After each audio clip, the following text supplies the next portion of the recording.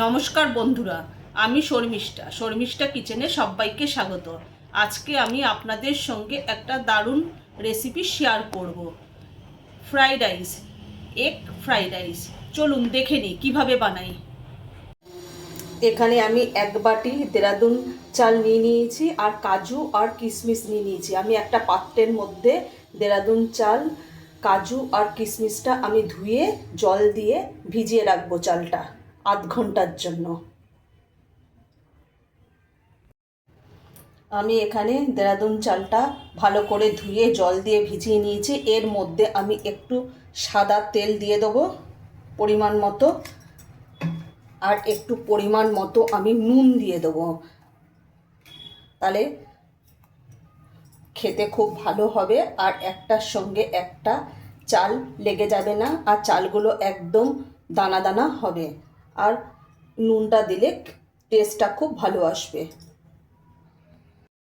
আর চালটাকে আমি 30 মিনিট আমি ঢাকা দিয়ে রেখে দেবো, তাহলে চালটা ভালোভাবে ভিজে যাবে।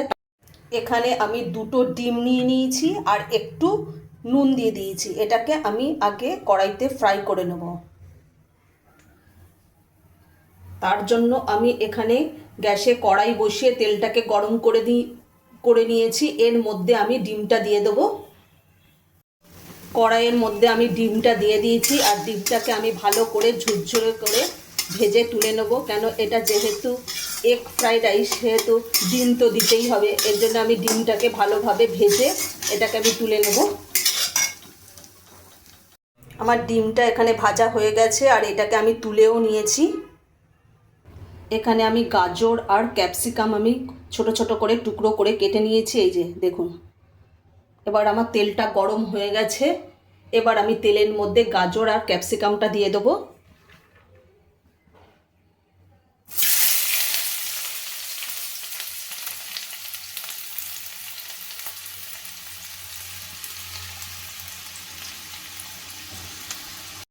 গাজর আর ক্যাপসিকামের মধ্যে আমি স্বাদ মতো নুন দিয়ে দেবো।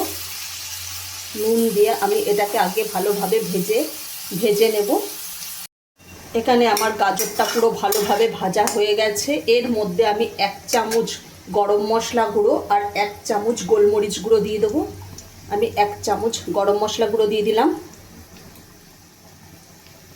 আর 1 চামচ আমি এখানে গোলমরিচ গুঁড়ো দিয়ে দিলাম। এবার আমি গরম মশলা আর গোলমরিচটা দিয়ে আমি ভালোভাবে নাড়িয়ে নেব।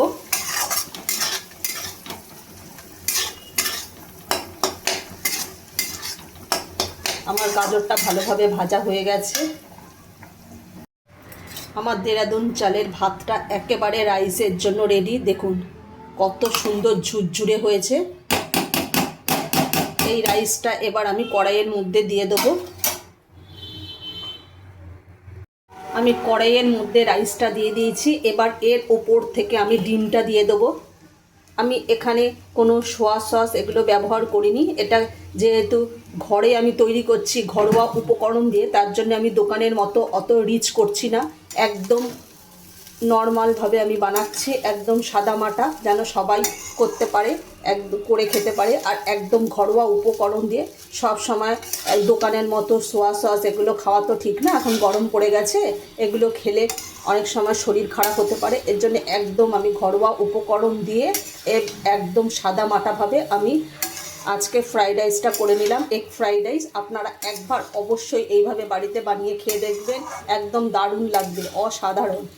সব সময় যে চিলি সস, সোয়া সস এগুলো না দিলে যে ভালো হয় না, সেটা কোনো কথা না। ঘরে যখন বানাচ্ছেন তাহলে ঘরের মতনই বানাবেন, দোকানের মতো তো রিচ খাওয়ার তো কোনো দরকার নেই। এই গরমে একবার এইভাবে সাদামাটাভাবে এগ ফ্রাইড রাইস বানিয়ে খেয়ে দেখবেন, একদম অসাধারণ। না খেলে আপনারা বুঝতেই পারবেন না যে কেমন লাগছে। একবার অবশ্যই তাহলে এইভাবে বানিয়ে খেয়ে দেখুন, খেয়ে আমাকে কমেন্ট করে জানাবেন যে কেমন লাগলো। আমার একদম রেডি হয়ে গেছে এগ ফ্রাইড রাইস। এবার আমি নামিয়ে নেব। নামানোর আগে আমি এখানে 2 চামচ গাওয়া ঘি দিয়ে দেবো। আমি এখানে এবার 2 চামচ ঘি দিয়ে দেবো।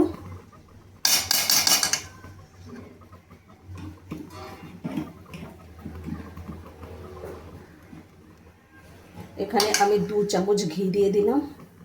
আমার একেবারে এগ ফ্রাইড রাইস একেবারে রেডি। এইভাবেই আপনারা একবার বাড়িতে অবশ্যই বানিয়ে খেয়ে দেখবেন। এবার আমি ভালোভাবে নাড়িয়ে নেব। এখানে আমি কোনো চিনি ব্যবহার করিনি, আপনারা চাইলে একটু চিনিও দিতে পারেন।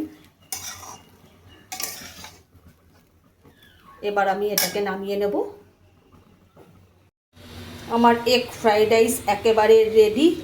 আপনারা একবার এইভাবে অবশ্যই বাড়িতে খেয়ে দেখবেন। ভালো লাগলে লাইক, কমেন্ট, শেয়ার এবং সাবস্ক্রাইব করতে ভুলবেন না।